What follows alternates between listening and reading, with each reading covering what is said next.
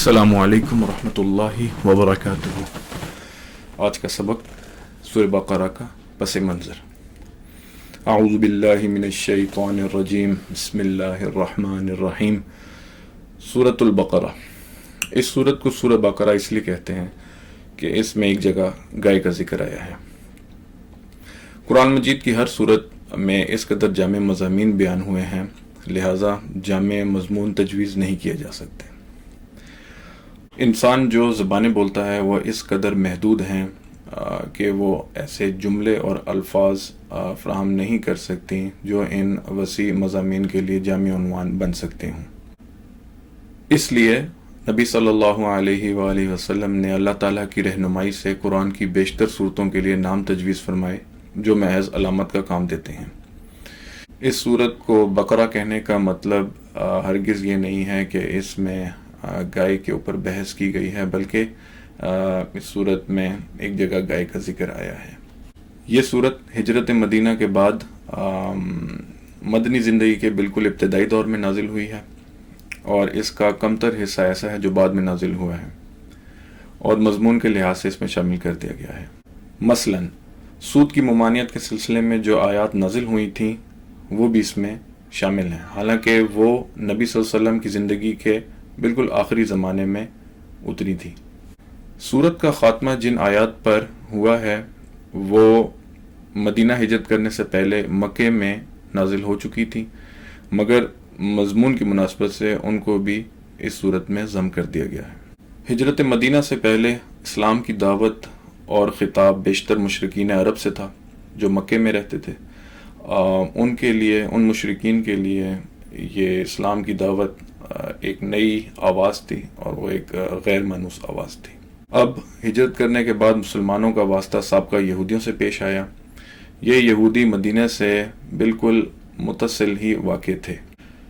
یہ جو یہودی تھے یہ توحید، رسالت، وحی، ملائکہ اور آخرت کے قائل تھے، اور اس ضابطۂ شرعی کو تسلیم کرتے تھے جو اللہ کی طرف سے ان کے نبی حضرت موسیٰ علیہ السلام پر نازل ہوا تھا، اور اصولاً ان کا دین وہی اسلام تھا جس کی تعلیم حضرت محمد صلی اللہ علیہ وآلہ وسلم دے رہے تھے، اور یہ لوگ کئی صدیوں سے اپنے اصل دین سے دور ہٹ گئے تھے یا زوال پذیر ہو گئے تھے۔ ان کے عقائد میں بہت سارے غیر اسلامی عناصر پیدا ہو گئے تھے جو کہ ان کی تورات میں موجود نہ تھے، اور ان کی اصل زندگی میں بھی ایسے طور طریقے اور رسم و رواج پا گئے تھے جو اصل دین میں نہ تھے اور جو ان کی اصل کتاب تورات میں شامل نہ تھے۔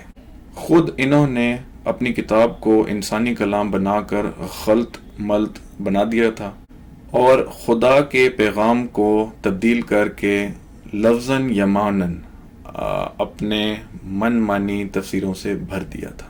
دین کی حقیقی روح ان میں سے نکل چکی تھی۔ ان کے علماء، مشائخ، سردار اور قوم سب کی اخلاقی، اعتقادی اور عملی حالت بگڑ گئی تھی، اور اپنے اس بگاڑ سے ان کو اس قدر محبت تھی کہ وہ کسی اصلاح کو قبول کرنے کے لیے رضامند نہ تھے۔ جب کبھی اللہ کا بندہ ان کو تبلیغ یا سیدھا راستہ دکھانے آتا تھا تو وہ اس کے دشمن بن جاتے تھے، اور وہ ہر ممکن کوشش کرتے تھے کہ وہ اللہ کا بندہ یہاں سے ناکام ہو کر جائے۔ یہ لوگ دراصل بگڑے ہوئے مسلمان تھے، اسی لیے اللہ تعالیٰ نے حضرت محمد صلی اللہ علیہ وآلہ وسلم کو مدینہ ہجرت کرنے کو کہا، اور آپ صلی اللہ علیہ وآلہ وسلم کو ہدایت فرمائی کہ آپ ان کو سیدھے راستے کی تبلیغ کریں اور اصل دین کی طرف دعوت دیں۔ چنانچہ سورہ بقرہ کے 15 سے 16 رکوع اسی دعوت پر مشتمل ہیں۔ مدینہ پہنچ کر اسلامی دعوت ایک نئے مرحلے میں داخل ہو چکی تھی۔ مکے میں تو معاملہ صرف اصول دین کی تبلیغ اور اسلام قبول کرنے والوں کی اخلاقی تربیت تک محدود تھا، مگر ہجرت کرنے کے بعد عرب کے وہ تمام قبائل جو مسلمان ہو چکے تھے اور جو مسلمان ہو رہے تھے وہ ایک جگہ جمع ہونے لگے، اور انصار کی مدد سے ایک چھوٹی سی جماعت اسلامی ریاست قائم ہو گئی، اور اس اسلامی ریاست کی بنیاد پڑ گئی، اور پھر اللہ تعالیٰ نے تمدن، معاشرت، معیشت قانون اور سیاست کے متعلق بھی اصولی ہدایات دینی شروع کی، اور پھر یہ بتایا کہ اسلام کی اساس پر یہ نیا نظام زندگی کس طرح تعمیر کیا جائے۔ ہجرت کے بعد اسلام اور کفر کی کشمکش ایک نئے مرحلے میں داخل ہو چکی تھی۔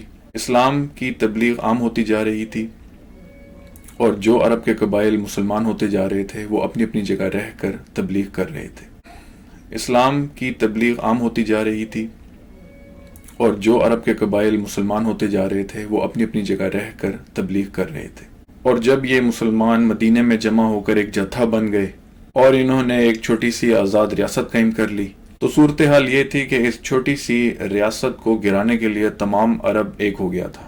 اس آزاد جماعت کا انحصار اس بات پر تھا کہ وہ اسلام کی تبلیغ کر کے زیادہ سے زیادہ لوگوں کو اپنا ہم عقیدہ بنانے کی کوشش کریں، اور اس بات کی قطعاً پرواہ نہ کریں کہ مخالفین کی طاقت اور عدی طاقت کتنی زیادہ ہے۔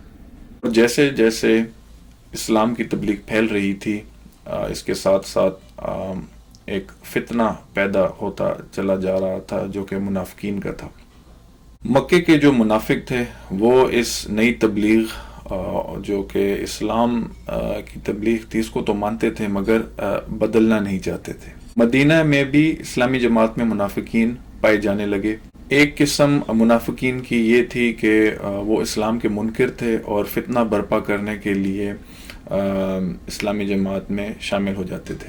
دوسرے قسم کے منافق یہ وہ لوگ تھے جو اپنا شمار مسلمانوں میں بھی رکھتے تھے اور اسلام دشمن کے ساتھ بھی ان کے رابطے تھے، تاکہ وہ دونوں طرف کے فائدے اور نقصانات سے آگاہ رہیں۔ تیسری قسم منافقوں کی یہ تھی جن کو اسلام کے حق ہونے کا کامل اطمینان نہ تھا، مگر چونکہ ان کے قبیلے کے زیادہ تر لوگ مسلمان ہو چکے تھے اس لیے وہ بھی مسلمان ہو گئے تھے۔ چوتھی قسم کے منافق وہ تھے جو اسلام کے سچا ہونے کو مانتے ہوئے اسلام کے قائل ہو چکے تھے، مگر جاہلیت کے طریقے اور رسمیں چھوڑنے پر قطعاً ان کا نفس انکار کرتا تھا۔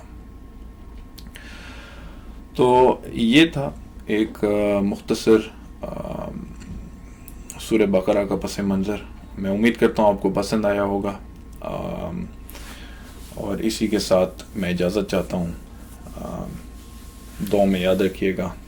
صلی اللہ تعالی علی خیر خلقہ محمد وآلہ واصحابہ اجمعین برحمتک یا استغیث۔ اور آخر میں حدیث نمبر 2، ام المؤمنین حضرت عائشہ رضی اللہ تعالی عنہ سے روایت ہے کہ حضرت حارث بن حشام رضی اللہ تعالی عنہ نے رسول اللہ صلی اللہ علیہ وآلہ وسلم سے پوچھا، اے اللہ کے رسول، آپ پر وحی کیسے آتی ہے؟ تو رسول اللہ صلی اللہ علیہ وآلہ وسلم نے فرمایا، کبھی تو وحی آنے کی کیفیت گھنٹی کی ٹن ٹن کی طرح ہوتی ہے اور یہ کیفیت مجھ پر گراں گزرتی ہے، پھر جب فرشتے کا پیغام مجھے یاد ہو جاتا ہے تو یہ موقوف ہو جاتی ہے، اور کبھی فرشتہ انسانی شکل میں میرے پاس آ کر مجھ سے ہم کلام ہوتا ہے، اور جو کچھ وہ کہتا ہے میں اسے محفوظ کر لیتا ہوں۔ حضرت عائشہ رضی اللہ تعالی عنہ کا بیان ہے، میں نے سخت سردی کے دنوں میں رسول اللہ صلی اللہ علیہ وآلہ وسلم کو دیکھا کہ جب وحی آتی تو اس کے موقوف ہونے پر آپ کی پیشانی سے پسینہ بہہ نکلتا۔ تو اسی کے ساتھ اپنا سبق آج کا ختم کرتے ہیں۔ میں امید کرتا ہوں کہ آپ کو یہ ویڈیو پسند آئی ہوگی۔ دعا میں یاد رکھیے گا۔ وما علینا الا البلاغ۔ السلام علیکم ورحمۃ اللہ وبرکاتہ۔